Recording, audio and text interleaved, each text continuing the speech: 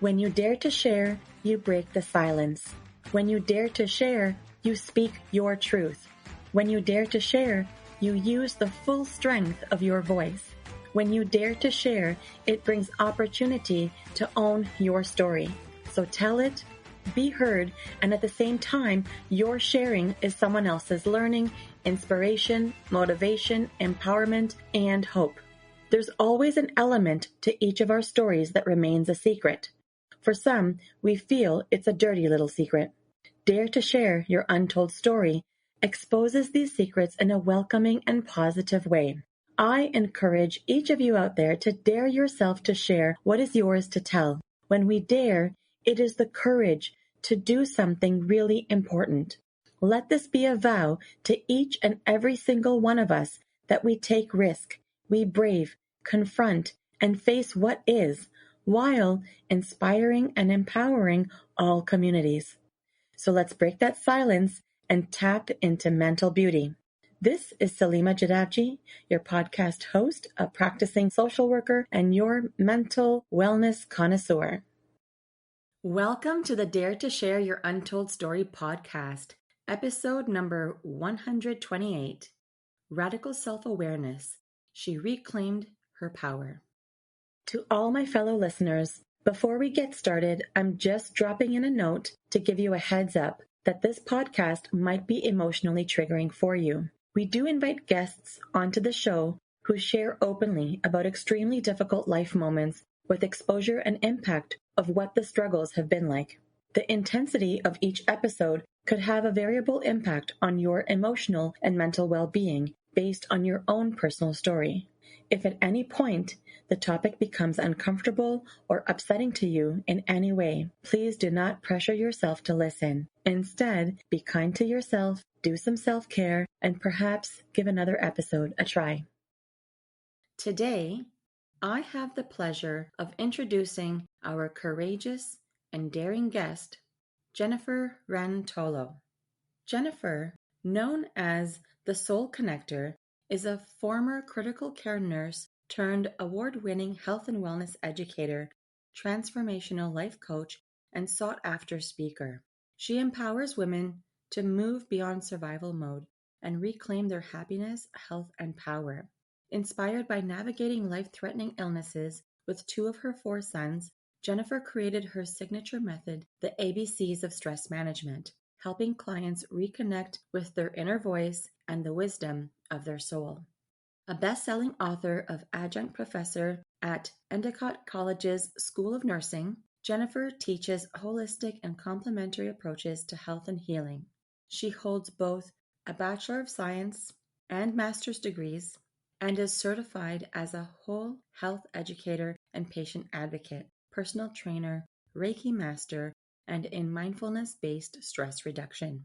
Jennifer is also the host of the Simple Awakenings podcast, an executive contributor to Brains magazine, and has been featured in Women's Journal, U.S. Business Insider, and on Fox and ABC News. Wow. Well, Jennifer, welcome to the Dare to Share Your Untold Story podcast. Thank you, Salima. Amazing. It is really great to have you on the show today, for you to come on and be a guest today. I have a lot of gratitude for that, for you to be so willing to be here to unravel your story with me.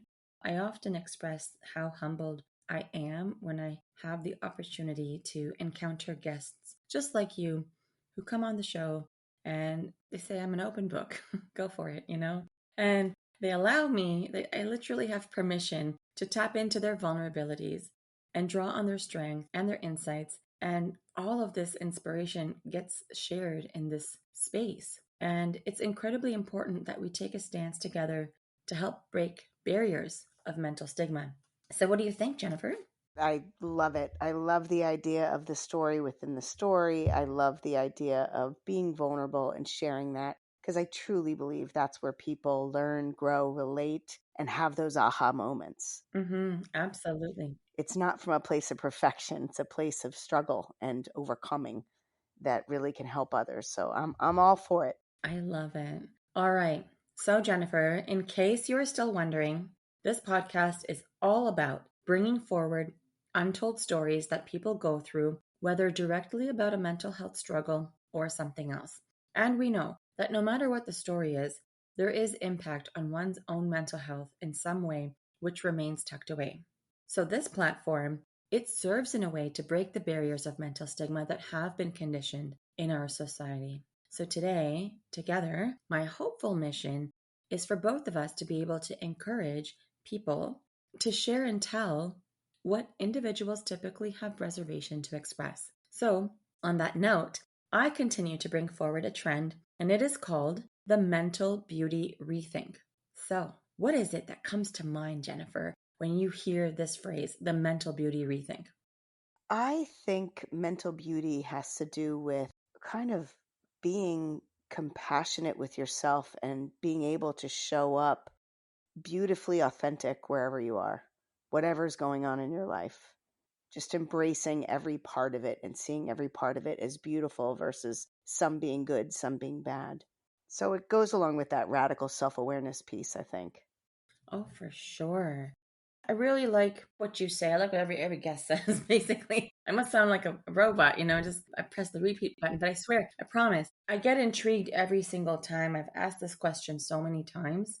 And the richness in the responses, the way a person describes the descriptors that are used, just goes to show when we use terms like mental beauty, it is an invitation. And in that invitation, we do get to rethink. And that's why I coined it the mental beauty rethink.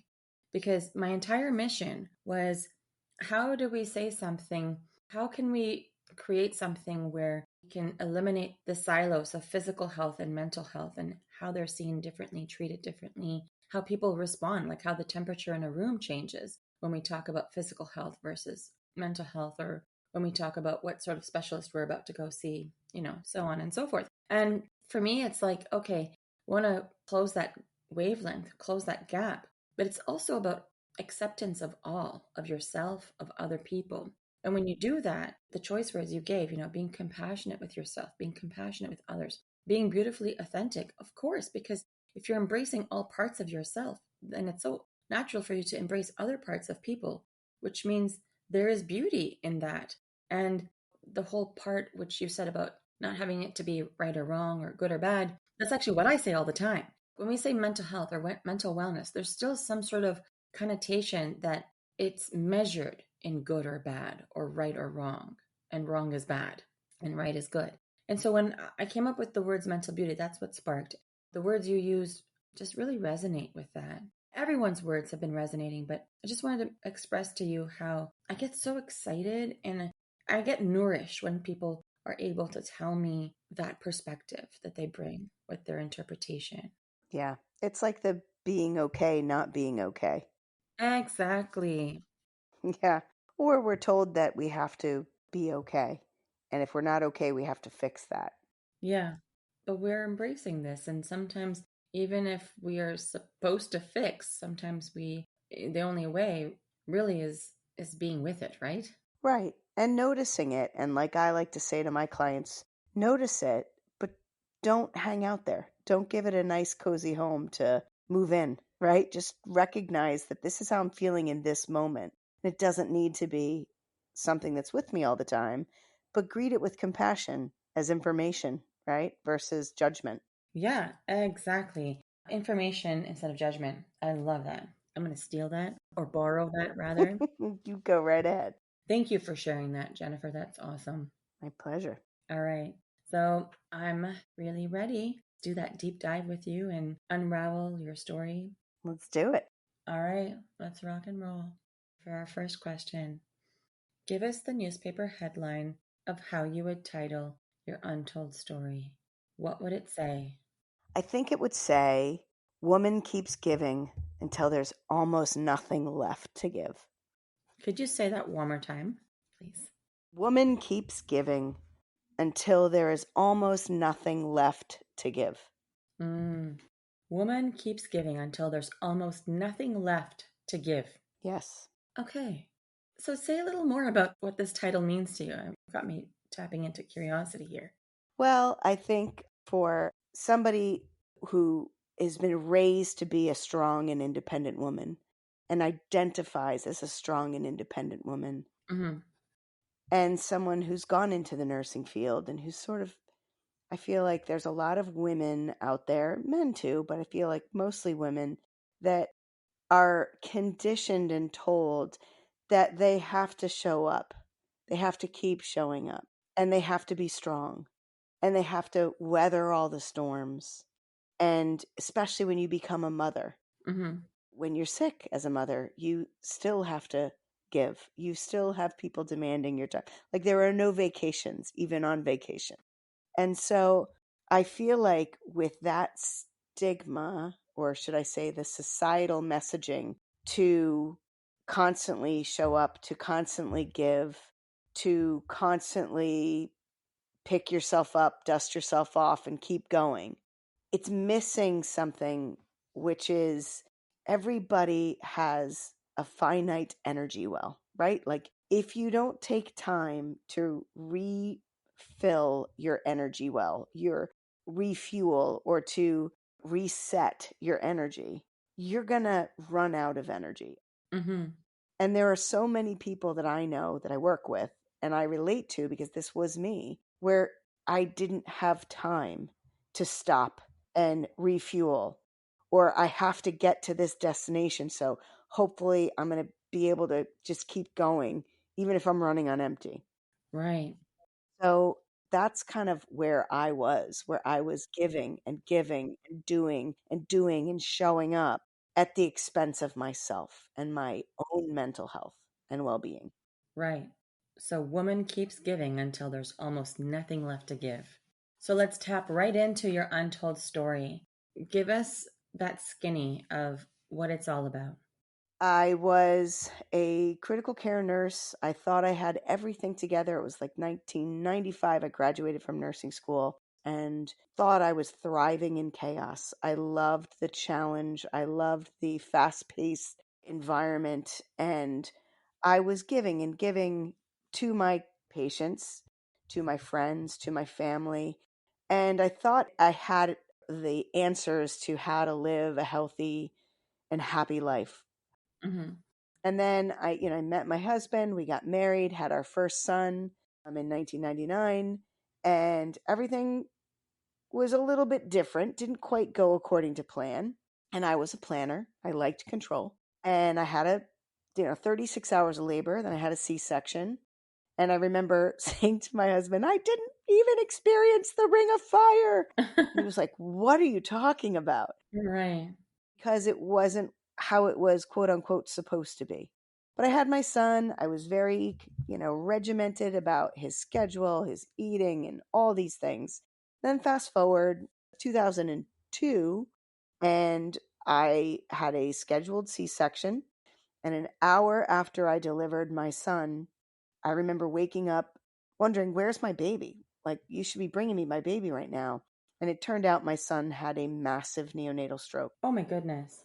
So he was having trouble breathing, he was seizing, and he wound up having to get whisked off. I had him in a community hospital, and he wound up having to get whisked to the Children's Hospital in Boston. Okay. And my husband went with him. Because I had a C-section, I wasn't allowed to leave. You're not allowed to go anywhere. Right.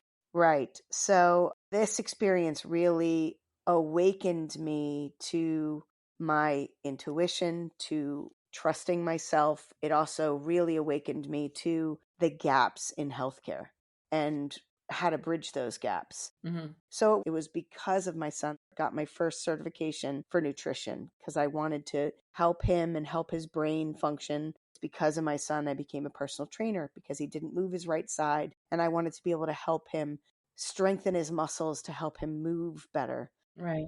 I awakened to that whole idea of soul connection because I realized that I needed to let go of the should be's and the supposed to be's. And I really needed to connect with my son and let him show me who he was and what he needed. Mm-hmm.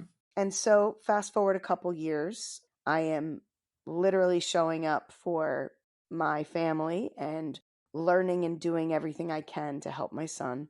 And how old is your son by this point? Oldest son was like 7, and my son that had the stroke at this point was around 5. And then I had a 2.5-year-old, Mm-hmm. and I was pregnant with my 4th boy. And the same day I found out that I was having my fourth boy, I found out my third son had acute lymphoblastic leukemia. It was crazy because my nurse's brain would not go there.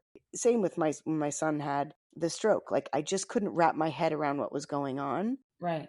because I was just focused on my child and I was a mother. And so I saw some bruising and some distended belly and a couple of the different things that in retrospect I can go, okay, Jen, hello, you're a nurse. How did you not know that this was Well, because you had your mom hat on. You didn't have your nurse hat on, right? exactly? And also, there's probably, I mean, I can't speak for you, but sometimes we don't want to see things that are too scary, Oh, exactly.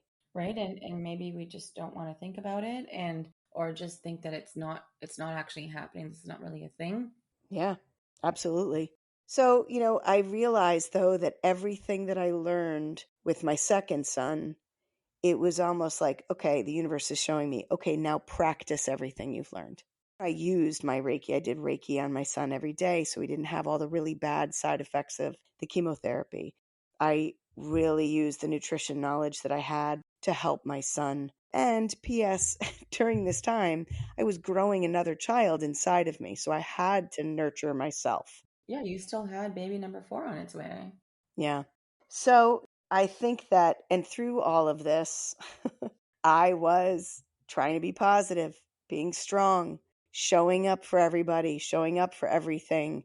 And everybody told me, oh, Jen, you're going to need help because you've got this. One of your kids is going through chemotherapy in and out of the hospital, and you're going to have this newborn baby. You're going to need help at home. Plus, I had, my son that had the stroke had a lot of cognitive behavioral challenges. He was, not an easy child.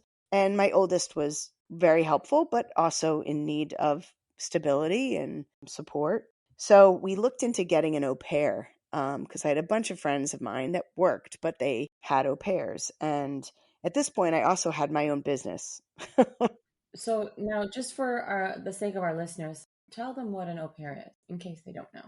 An au pair is like a child care provider, but they usually come from another country.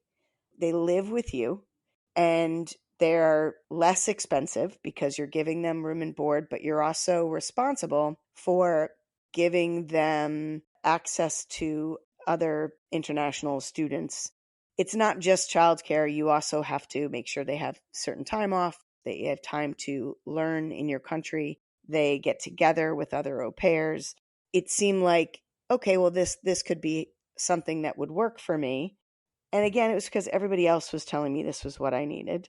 And I was very transparent when we were looking for au pairs, and I needed help primarily with the newborn baby and, help around the house and getting kids off to school and things like that. Right. In fact, I remember one person that we talked to on the phone, and she said, it's too difficult. It's too difficult. I can't do it.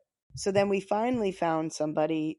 It was probably not the best fit for us, but it was kind of out of desperation. And we wind up going to pick up this person. And I feel like this is the straw that broke the camel's back for me. I pick up this person, I bring her into my home, and we had space for her, but it was almost like all of a sudden somebody is in my world. They're going to see behind the mask of it's fine, I'm fine, everything's fine. I couldn't really let down. I couldn't really because this person is watching. And then it became one more to do on my extensive list where I had to make sure that this person was taken care of. Right. Even though they were coming to help with my children, there was one more person that I was responsible for. Yeah, another person you're responsible for with particular needs. Right. And I had her hold the baby, and she didn't know how to hold the baby. And I thought, oh dear, this isn't going to be good. She said she could drive, and she almost ran into the brick wall in front of our house. Oh my goodness. And I was like, okay, this isn't working. Well, Salima, I started having panic attacks. Now, I did have a history of anxiety, but I found myself not able to sleep. I would be dreading waking up to the next day because literally had that sinking feeling in my stomach, that horrible feeling that something was wrong. Mm-hmm. I remember walking with friends and they were like, Jen, what's going on? This isn't you. I was tense and jumpy and wanted to cry. Mm-hmm. And after I had my son, My doctors, they were convinced that I was going to have postpartum depression. Right. So they wanted to prophylactically put me on medication, Zoloft or an SSRI. And I kind of resisted at first, but then I thought my OBGYN, when I told her how I was feeling, said, okay, I think we need to start this. Right. So I did, but I wasn't really finding that it was helpful. I remember my husband was trying to be supportive, and he's like, well, Jen, if this isn't working, if this is really what's stressing you out, because that's what I was focusing on, is this other person. And then I started to think, well, what can I do? If I didn't have this au pair, this other person living with me, what would I do? Mm-hmm. And I realized after going for a walk with one of my best friends, and she said, okay, well, what would you do? And I had heard of a friend who was looking for a nanny position without living with me. And so called this person, and I just felt this weight come off my shoulders. I felt this spark of hope inside of me. Right. So this person started coming into my house, and a couple days a week, when I had to go into the hospital with my son for treatments, she would watch the baby for me. She would do the laundry, and I was still able to do the things that were really important to me, like be there for my other kids, like take my son to these appointments. Right. Be engaged with their activities and be present for them, with them, not having to worry about all these other to-dos. Right, exactly. What I'm really curious about, though, is you mentioned husband. So was he part of this process? Yes, he's part of the process. My husband is a pretty busy surgeon Ah, okay. because I had a C-section. So he took some time off. You know, his hospital was really supportive when we were going through all of this with my son and treatments. And we would kind of tag team where he would be in the hospital with my son while I would be home with my other son.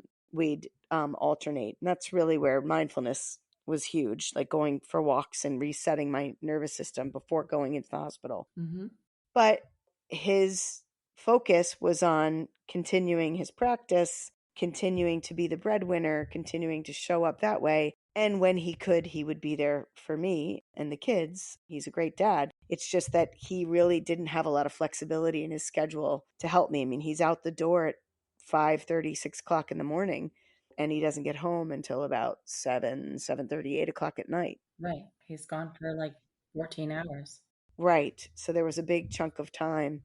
And I'll tell you, the giving and giving and giving, and I guess this was the story within the story. Fast forward to a couple of years, I remember have two kids at school, and I have my other kids at home with me. So I remember sitting on the couch reading to, holding, I think, the baby, probably feeding the baby while I was reading to my toddler. And I had a history of migraines.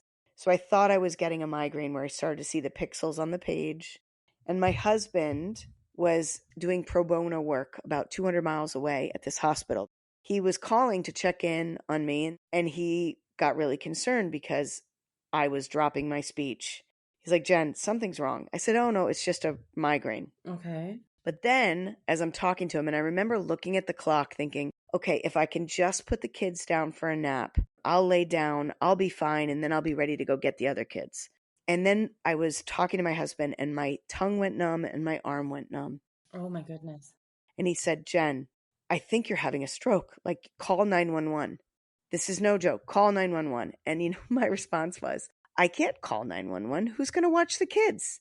Yeah, I don't have time for this. I don't have time. I've got to go pick the other kids up. Right. And so he wound up calling a friend of mine to come by and stay with the other kids. I drove myself to the hospital. Wow. I found out it was just an atypical migraine, but it was my wake-up call. This was the point where I was giving and giving and giving and showing up to the point where I almost had nothing left to give. This was my body letting me know. Yeah, the body is giving you all the signals, and if you keep ignoring the signals, it's going to be like, let me show you. Exactly. And that was it. It was like, okay, Jen, first of all, it's okay to let people help you. Yeah. It doesn't make you weak or incapable. It helps you show up for the things that truly matter and that only you can do as the mom. Right. It's okay to put your oxygen mask on first. It's okay to take time for yourself to reset and replenish your energy, which meant I had to have better boundaries. I had to stop saying yes to everything. Right. So I could start saying yes to myself. And I had to reevaluate my expectations for not only myself, but my family. what I wanted for myself, for my family, and how I was showing up consistently and how I needed to change some of that, which meant managing my stress. Mm-hmm. And it meant, reprioritizing things, recognizing that I can't be everything, do everything for everybody. What I'm curious about is the symptoms presented in such a way. Like a stroke. Yeah. Oh my goodness. And so, how long did it take to recover from that? Just a couple of days. It meant rest, which meant I had to ask my mom to come up to help me with the kids, which is hard pill to swallow because let's just say there's some stuff there. But it's also that whole asking for help, and then the unfinished business behind who you're asking for help. Right. Because again, it goes back to that conditioning of feeling like I had to be strong and capable, Yeah, and that to need help meant that you were weak or you were not capable. I had to really examine these belief systems because they were robbing me of the joy and the connection in my life. They were robbing me of the ability to be present in my life. right. So, what are some other ways that your body might have been giving you some signals before this atypical migraine? Oh, yeah. Yeah, it's the signs and symptoms of stress, which are trouble sleeping, where my brain is racing and I had trouble winding down at night and actually staying asleep. I had trouble digesting my food. So I had irritable bowel syndrome, which for me was diarrhea. And I would have a lot of stomach pains and digestive issues, Right. the migraine headaches for me. I was very reactive and snapping at my kids and seeing emergencies and fires places where there were no fires. I was making small things into big things. I was a little resentful and angry at my husband because he wasn't helping. So I was finding I was being very emotional, very irrational. And so, when you were getting angry with your husband, like, would you actually just feel angry about him, or would you actually express it to him? It depends. Sometimes I would express it to him. Sometimes I would be a little passive aggressive, even though it's something that I can't stand. He could definitely see that I was unhappy about something. Did you guys ever talk about it? Oh, yes. We definitely talked about it. I can't tell you how many families I saw torn apart by the challenges like we had gone through. Mm-hmm. Mm-hmm. If anything, it brought my husband and I closer because nobody else understood what we were going through except each other. Right. My husband would tell me, well, let me just do this. But again, I had such a tight grip of control that it was hard for me to let go of control of certain things. Right. Yeah, it's that perfectionism, right? And if a person has a narrative that they've got to do it perfectly and right, sometimes that same expectation is placed on everyone else around them. Yeah. You're living under a false narrative, and then there's that expectation that other people follow it too. Yeah. Well, and the expectations. I mean, I had a business at this time. Seeing the gaps in healthcare, I started a holistic healing practice, but I was trying to show up for all my clients while I was showing up for my family. For your family, yeah. And then I was finding I was getting angry because I was feeling spread thin. Yeah. And I had to reevaluate is what my priorities were and how I was going to be showing up for my work stuff, for my family. I had a gym that was mine and I wound up closing that. So I had to shift some things and reprioritize things, Yeah. which took some time to learn how to set better boundaries with my husband and with other people. And so with my husband, it was like, okay, well, tell me what days can you go in later so I can have those mornings for my work. And so it really became about communication, right? Oh, it is. It's really incredible what communication can do. Yeah. It's really incredible so far to hear the told story, all the chronology of becoming a critical care nurse to having your 4 children, the health hiccups, the challenges like right from birth, right? Mm-hmm. I just can't imagine what kinds of thoughts were spinning in your mind at that time. It just sounds like it would have been such a whirlwind. And it's really, I don't want to say fascinating, but I'm fascinated by how you have described so much difficulty, challenge, turmoil. You're able to sit here and talk about it right now. It's incredible. And on that note, what I want to ask you, Jennifer, is when people come to see me for therapy, individuals, they're typically in one of 3 places. So some people are getting started where they're like, hey, I hear therapy is a good thing to do. So I want to try it out. I want to work on myself. Just, I go to the gym, I do all these things for my physical health. I want to work on my mental health and my emotions. And I just want to make it part of my health routine. And some people, they come or they begin therapy when like something happens, like something has prompted them to come, like some acute stressor, and they realize there's ripple effect of things that need to be worked on or explored or whatever. So they know that they're in the thick of something, it's opened up a can of worms of lots of things.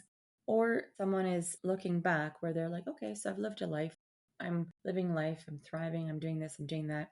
I want to continue to work on my growth, my personal growth. I'm also wanting to move forward in certain ways in life. So I want to get some closure on this. I want to get a bit of a better understanding of that. I want to understand some of my past dynamics.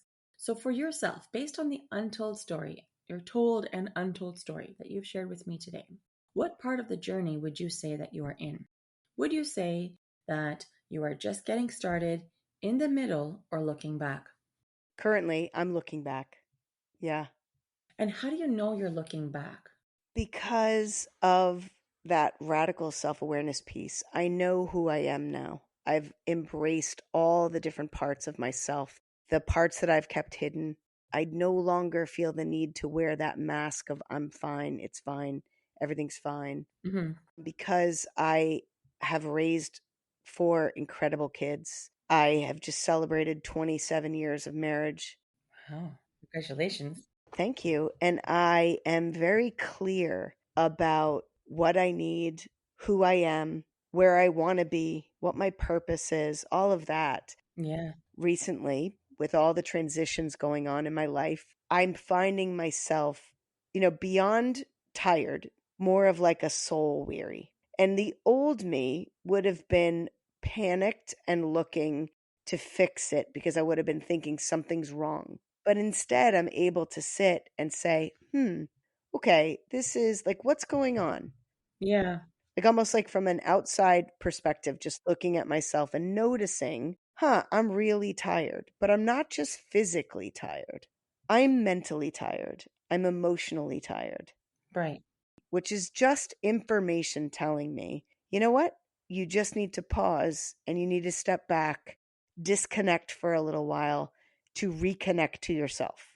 Yeah, and that's your radical self-awareness. So it's almost like it's your guiding post. So when you say you're looking back, yeah, you're looking back because you have this guiding post that's reminding you constantly of who you are, where you are, and that all parts of you matter and count, and that you're attending to all parts of yourself. Exactly. And the radical self awareness piece is too like so many of us give our power away to other people. This is the thing. Part of the radical self awareness is knowing what your habits and patterns are. For me, it was this belief system that I wasn't enough, but I need to give myself grace because I'm doing the best I can with what I have in this moment. That's right. Jen, so you have already shared a lot of different aspects of how you have been impacted, even when you spoke about physically what your body was signaling to you, right? Just the experience of stress and trouble sleeping and your mind racing and muscle tension and the reactions, the emotions. Those are all aspects that are also related to your mental health being affected. Mm-hmm. And so I'm curious if you could say a little bit more, about how your untold story, the one you shared so far, how it affected your mental health in terms of all these things that you listed. What else would you say you were impacted by, or what else did you experience? Worry, constantly worrying, and those what if scenarios that would cycle in my mind when I would get too caught up, like with my son. What if he's never able to live outside of our home? Mm-hmm. What ifs are so dangerous because they say you're making mountains from molehills. Oh, absolutely. And again, I think it's a societal, so much focus on future outcomes. Mm-hmm. And we don't even know. But these what if thoughts, when you have them, they're literally, it's almost like you're believing that it's actually happening. Mm, So you haven't even checked out the validity of it, but you've already gone on to have the obsessive thought, which you've now started to believe. And so you're living this narrative that's so false. yeah, I'll give an example. I remember, so I live in the Boston area, and I was flying to Arizona to talk at this conference. So I was going down by myself. It was the first time I was going someplace where I had spoken on the phone to a person, but I didn't know anybody that was going to be there. So I was going into an unknown situation. Mm-hmm. I had been in a plane accident. That's a whole nother story, where I literally had an emergency landing. So I don't love flying to begin with, Mm-hmm. but I am on the flight. It's about to take off, and the what ifs started. First, what if something happens to me? And will my kids be okay? Right. What if my talk is horrible? What if I don't relate to anybody? What if I'm totally alone at this thing and don't connect with anybody? All those what ifs. And I could feel my heart start to pound, my mouth starting to water, my muscles start to clench, and my brain starting to just whirl and swirl. Mm-hmm.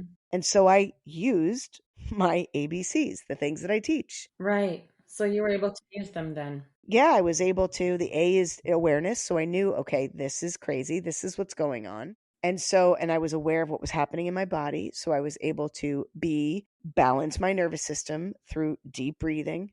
And then once I did that, I was able to connect with, okay, what's the truth of what's going on? And then I was able to calm myself down. And it was like I was able to take back my power. Mm-hmm. And it wound up being an incredible experience that led to other experiences. Right. And yeah, the what ifs, those thoughts are dangerous. Constantly worrying really does get taxing. Yeah. Another thing I was going to ask you, I mean, you mentioned how you had anxiety, and you mentioned that they were sort of preemptively starting you on postpartum depression meds. Yeah. Yeah. When I was a kid, I had panic attacks. So, yeah, it was not new. So it's not new. Now, did you have formal diagnoses of these? Yes. When I was a kid, I saw a psychiatrist who put me on some medication that I didn't like how I felt on it. Okay. And I had done cognitive behavioral therapy as a kid. Mm-hmm. Did anyone confirm if you developed postpartum depression or depression? No. So I felt like it was more anxiety. Well, the situation was overwhelming. Well, it was the overwhelming situation. And I feel like, how when you're working and working and working, but it's on vacation where you take a break that you start to get sick? Yes, of course, because that's when your guard is kind of coming down and it's almost like you're starting to relax your muscles and now it's starting to recognize what's going on. And you're in the exhaustion phase, like you've fight or flight resources have been depleted, right? Yeah, the exhaustion sets in. Right. Yeah, it was just too much. Yeah, like I was surviving, but I crashed when I had somebody kind of say, okay, let me take the reins or let me help you. Right. It was the extreme letting go that was hard. Of course. So tell me, what would be your key message to the listeners of our show? What do you want them to know if you had three things to let them know? Number one, I would let people know that they are so much stronger than they believe they are, that you never know what you can handle until you face it. And then you rise. You will be able to handle whatever life throws your way. Mm-hmm. Number two, you have to give yourself permission to pause because there's so much power in that pause. That pause is where you reset your nervous system, reconnect to yourself and your intention. Mm-hmm. And then it's okay to not be okay. You're not broken. Nothing's wrong. Yes. All of these feelings are just information and letting you know when you're out of balance and giving you little nudges. Hey, time to show up for yourself now. Mm-hmm. Mm-hmm. Time to show up for yourself. Yeah. I love your message. I do. Okay, so I'm curious. What is that game changing inspiration that's close to you that reflects your untold story? At that moment that you pivoted, that you recognized what needed to change, was there like an inspirational quote, a mantra, a book, something that speaks to you, a person, a place, an event, anything? I have a plaque and it's an unknown author, I guess. Okay. And it says, to be at peace doesn't mean everything needs to be calm and controlled around you. It means that you're able to find stillness even when the world is loud. It's basically that you have to cultivate calm within yourself. Right. And when you can cultivate calm within yourself, you can find peace anywhere, anytime, no matter what's going on. Right. I love that. That you can find peace anywhere, anytime. Yeah. That's beautiful. So tell us, what is a cause or an organization has been impactful to you on your journey that you would like to give a shout out to? I have a couple, but one on my journey, and it was really the first time that I let myself receive instead of being the giver. Mm-hmm. And it's Make-A-Wish Foundation. And I remember one of the people saying to me, and this really struck out, she said, everybody deserves somebody doing something like this for them. Like, you and your family have gone through so much. Let us plan this for you. Let us do this for you so you don't have to think about anything and have this incredible experience. It was really the first time I allowed myself to receive, to not be the giver. So I give them a big shout out. Make-A-Wish Foundation. Okay. Wonderful. Okay. And so, how can people connect with you if they would like to? Yeah, they can connect with me from my website, jenniferrentolo.com, or my Instagram, on LinkedIn, Facebook. Any of those would be ways to connect with me. Perfect. Well, we have grabbed that information from you, so it will be on your show notes page now for episode 128. So that's fantastic. So, I mean, this was such an incredible story. So many incredible learnings that I've heard from you. So, guess what? What? You've just dared yourself to share, Jennifer. Congrats. Yes, yes, woohoo. I love sharing. How do you feel? I feel great. I mean, I hope that this resonates with your listeners, and I hope somebody finds just a little spark of hope in my story. Because, I feel like it's the sharing and daring to share and be vulnerable that really is transformational.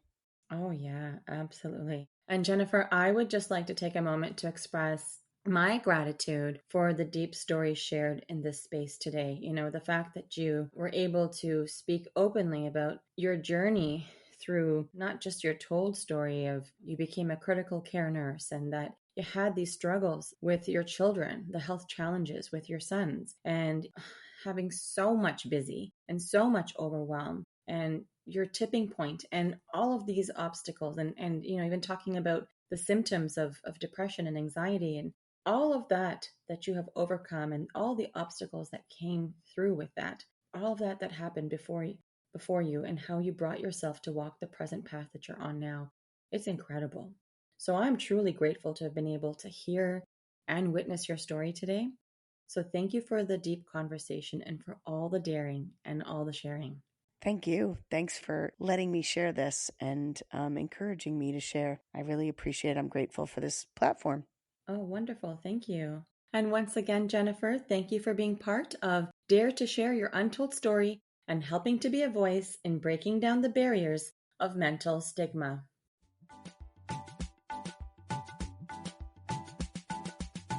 To all of our listeners, if you like what you've been hearing on this podcast and you want to be part of breaking down barriers of mental stigma, I invite you to go wherever you are listening to the episode and hit subscribe. Leave us a comment or a review of the episode and maybe how you relate to it. To learn more about what we offer, visit www.daretoheal.co. And if you are feeling ready and brave to share, please submit your story by visiting www.daretoshare.co. Thanks for joining in.